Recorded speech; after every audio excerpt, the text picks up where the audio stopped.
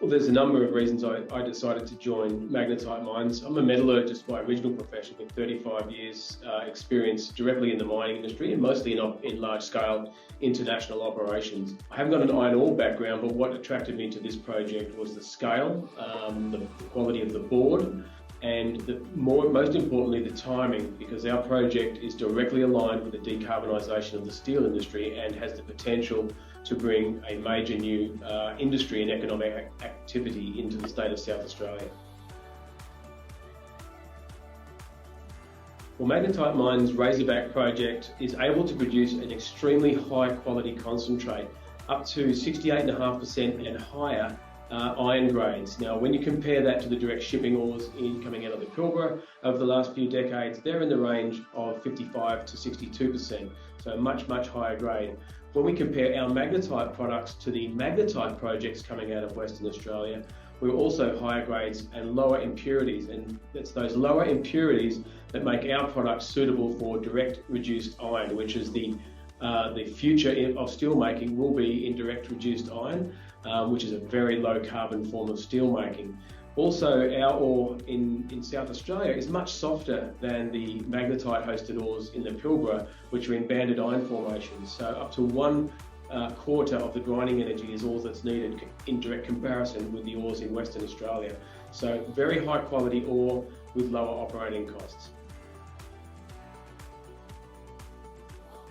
Well, the South Australian government has identified this fantastic opportunity the same way that we are seeing it as Magnetite Mines, and have putting together a green steel strategy that's designed to incentivise and pave the way for major international investment into a green iron industry evolving in the state of South Australia. And that's on the back of a renewable energy grid that they've developed and will expand up to as much as 500% over the coming years. A green hydrogen production base, and the first hub for that was announced last week by the Prime Minister and the Premier of the state, only a couple of 100 kilometres from our project. And what our project will deliver into that is actually the feed source for the green iron industry. So our Razorback project has the ability to provide decades of very, very high quality iron ore into a brand new green iron industry that's using hydrogen and renewable energy for a decarbonised steel industry into the future. We certainly won't be anticipating project financing our very large scale project on our own. The Razorback project lends itself logically to a joint venture with motivated off-takers, and this is a very typical and successful model for large-scale iron ore projects in Australia over many decades now. And this is why we've been spending a lot of our time in discussions with the right strategic partners to come in at the joint venture level. A joint venture shares the capital burden between the joint venture partners, so no one player has to pay for the whole project itself. It's split up like a pie. And secondly, it shares the technical risk as well, so that no one party has to shoulder all of the risk in the project as well.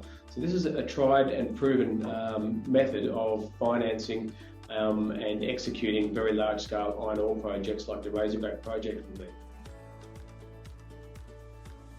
We're progressing discussions with strategic partners as we speak. The timing is all coming together now, with the state government producing a green iron strategy at the same time that regional steelmakers are visiting on the ground in South Australia and looking at the opportunities to develop not only feed sources of high-grade iron ore such as our magnetite concentrates, but also future production of direct reduced iron in the form of hot briquetted iron, HBI. So that's one aspect of the work. We're also about to complete a partnering agreement with our native title group, which is a precursor to a formal native title and cultural heritage management agreements with the group. We're also, in the next quarter, we'll be submitting our mining lease application to the South Australian Government to trigger the approvals process for the project. And of course, we are completing a range of value engineering projects which are designed to reduce both the capital and operating costs of the project, and actually make the economics of the project even more compelling than they are now. So thank you for watching, and to learn more about Magnetite Mines or the Razorback project, please visit our website, magnetitemines.com.